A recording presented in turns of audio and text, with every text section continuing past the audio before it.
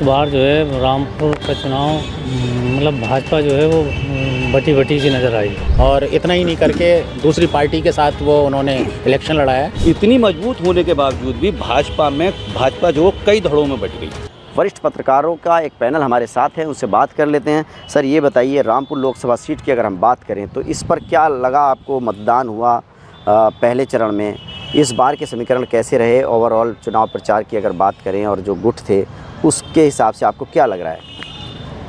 इस बार जो है रामपुर का चुनाव मतलब भाजपा जो है वो बटी बटी सी नज़र आई। एक गुट जो था वो अंदर खाने जो है वो सपा प्रत्याशी को चुनाव लड़ा रहा था, इसलिए जो है यहाँ जो है पल्ला गठबंधन का ही भारी है। पिछले उपचुनाव में भाजपा ने जीत हासिल की थी, लेकिन इस बार आपको क्यों लगता है कि भाजपा हार जाएगी? इस बार जो है उपचुनाव और आम चुनाव के हालात दोनों के अलग अलग होते हैं, और इस बार जो है कई लोग टिकट की लाइन में थे, घनश्याम लोधी के अलावा, और इसके अलावा जो है वहाँ विधायक हैं उनकी पत्नी भी टिकट।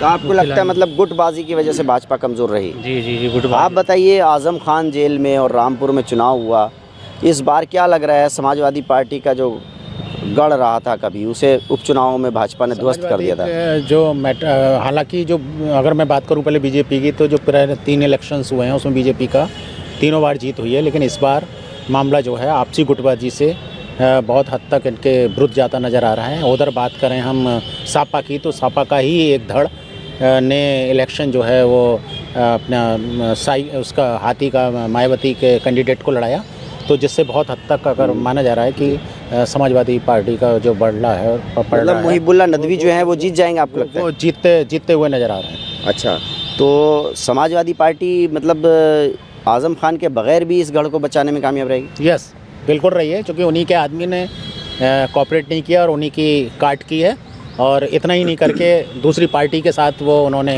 इलेक्शन लड़ाया है। तो इस मतलब आज़म खान के जो करीबी लोग थे वो बसपा को लड़ा रहे थे। बसपा को उन्होंने इलेक्शन लड़ाया। आपको क्या लगता है कि रामपुर लोकसभा सीट कितनी अहम हो जाती है कि वहाँ पर अखिलेश यादव ने मुहिबुल्लाह नदवी को उतारा, भाजपा ने घनश्याम सिंह लोधी को मैदान में उतारा और बसपा के भी प्रत्याशी थे, तो इस सीट पर क्या रहा इस बार? देखो, इस सीट पे हम बात करें कि हम जब चुनाव शुरू होने जा रहे थे तो हम बार बार एक ही चीज़ कहते थे समाजवादी और भाजपा के लिए, कि भाजपा ज़मीनी स्तर पे बहुत मजबूत है और ज़मीनी स्तर पे बहुत अच्छी तैयारी करती है। बूथ स्तर पे कार्यकर्ता हर बूथ पे जाके वोटरों को तैयार करना, घर से बाहर निकालना, लेकिन और समाजवादी चुनाव से पहले कुछ महीने पहले आती है मैदान में और अपने चुनाव की रणनीति बनाती है, लेकिन इतनी मजबूत होने के बावजूद भी भाजपा जो कई धड़ों में बट गई। तो जीतेगा कौन रामपुर में? समाजवादी जीतेगी। समाजवादी। आपको क्या लगता है? देखिए जी, इन लोगों ने जैसे भी बोला है, मैं उस चीज़ से थोड़ा सा विपरीत कहूँगा, क्योंकि बहुत सारी चीज़ें देखने को मिल रही थी, लेकिन साथ साथ गुटबाजियाँ भी बहुत थी इस बार। कहें अगर सपा में गुटबाजी हुई है तो बीजेपी में गुटबाजी बहुत चली है, और बीजेपी के ही लोगों ने किसी दूसरे, मैं किसी का नाम नहीं लूँगा, लेकिन अदर कैंडिडेट्स को जिताने के लिए पुरजोर कोशिश कर दी और पूरा तरीके से उसको सपोर्ट किया। लेकिन इन ऑल देखा जाए तो सबसे बीजेपी हल्की पड़ती नज़र आ रही है और गठबंधन मजबूत है काफ़ी।